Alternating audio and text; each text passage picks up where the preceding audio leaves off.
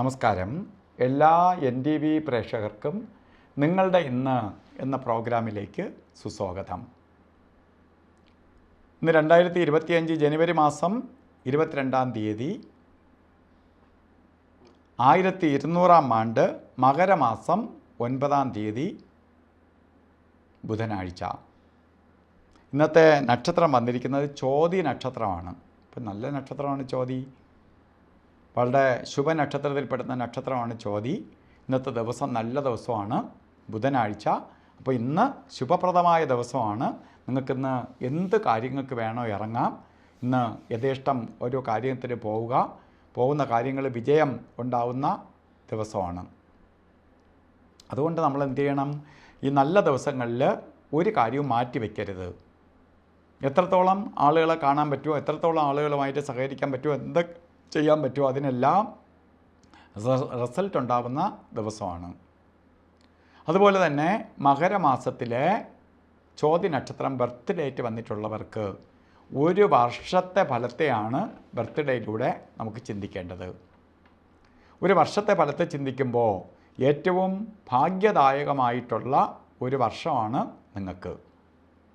സന്തോഷപ്രദമായ ഒരു വർഷമാണ് നിങ്ങൾക്കെന്നറിയുക. വളരെ ഗുണഫലത്തെ പ്രദാനം ചെയ്യുന്ന ഒരു വർഷം തന്നെയാണ്. സാമ്പത്തിക നേട്ടത്തിനിടവരും. വളരെ പുരോഗതിയെ കൊടുക്കുന്ന ഒരു വർഷമാണ് നിങ്ങളുടേത്. അതായത് ഉദ്യോഗമില്ലാത്തവർക്ക് ഉദ്യോഗത്തെ കൊടുക്കും. ഉദ്യോഗത്തിൽ ഇരിക്കുന്നവരാണെങ്കിൽ ഉദ്യോഗ കയറ്റം കിട്ടും. അതുപോലെ ജോലി ഇല്ലാതിരിക്കുന്നവർക്ക് ബിസിനസ് ആദി കാര്യങ്ങളും എല്ലാം ചെയ്യാൻ താല്പര്യമുള്ളവർക്ക് അതിന് അനുകൂലപ്രദമായ സമയമാണ്. ബിസിനസ് ഡെവലപ്പ് ചെയ്യാൻ ആഗ്രഹിക്കുന്നവർക്ക് അനുകൂലപ്രദമായ സമയമാണ്. അതേപോലെ പഠിക്കുന്ന കുട്ടികൾക്ക് ഏറ്റവും ഉത്തമമായ കാലയളവാണ്. പഠിത്തത്തെ ഡെവലപ്പ് ചെയ്യാനും ഒക്കെ അനുകൂലപ്രദമായ സമയമാണ്. അപ്പോൾ നമുക്ക് എന്ത് കാര്യത്തിന് ഇറങ്ങാവുന്ന ഒരു വർഷമാണ് നിങ്ങൾക്ക് ദൈവം പ്രദാനം ചെയ്ത് തന്നിരിക്കുന്നത്. അപ്പോൾ നമ്മൾ ആ സമയത്തെ നമുക്ക് ദൈവം തന്നിരിക്കുന്നു എന്ന് പറഞ്ഞാൽ നമ്മളതിനെ വേണ്ട രീതിയിൽ വിനിയോഗിക്കണം. തടസ്സഭാവങ്ങളൊന്നും വരാതിരിക്കാൻ വേണ്ടി ശ്രീകൃഷ്ണസ്വാമി ക്ഷേത്രത്തിൽ ബുധനാഴ്ച പാൽപ്പായസം, തുളസിമാല, അർച്ചന ഇവ നടത്തുക. അതുപോലെ കൃഷ്ണസ്വാമിക്ക് ഇതൊക്കെ ചെയ്യുന്നതിനൊപ്പം തന്നെ നമുക്ക് ചെയ്യേണ്ടതായിട്ടുള്ള പരിഹാരം ദേവി നടയിൽ പോവുക, ഭഗവതിയുടെ നടയിൽ പോയി ബുധനാഴ്ച ദിവസം അർച്ചനയ്ക്ക് കൊടുക്കുക. അതുപോലെ ഇന്ന് എല്ലാത്തിനും കൊള്ളാമെങ്കിലും നമുക്ക് ഓരോ കാര്യത്തിന് ഇറങ്ങുന്നതിന് രാവുകാല സമയം നോക്കി യാത്ര തിരിക്കുന്നത് നന്നായിരിക്കും.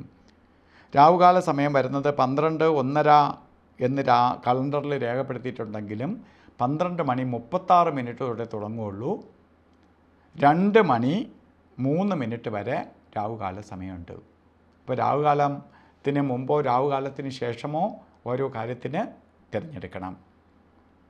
അതുപോലെ തന്നെ ഗുളികകാല സമയവും യമകണ്ഠ കാല സമയവും നമുക്ക് ശ്രദ്ധിക്കണം. ഗുളികൻ്റെ സമയം 11:10 തൊട്ട് 12:36 വരെയും യമകണ്ഠ കാല സമയം 8:17 തൊട്ട് 9:43 വരെയാണ്. അഭിജിത്ത് മുഹൂർത്തം ഇന്നും 12:12 തൊട്ട് 1 മണി വരെയാണ്. പക്ഷേ ഈ സമയം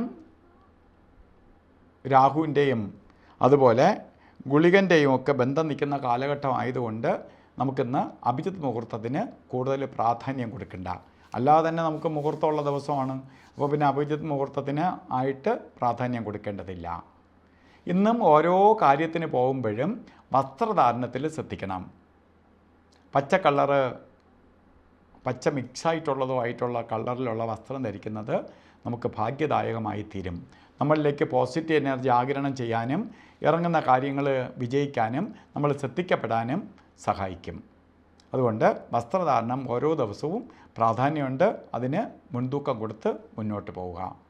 അപ്പോൾ എല്ലാവർക്കും ബുധൻ്റെ അനുഗ്രഹത്താൽ ഐശ്വര്യപ്രദമായ അവസ്ഥകൾ ഉണ്ടാവട്ടെ എന്ന് പ്രാർത്ഥിച്ചുകൊണ്ട് നിർത്തുന്നു. നന്ദി, നമസ്കാരം.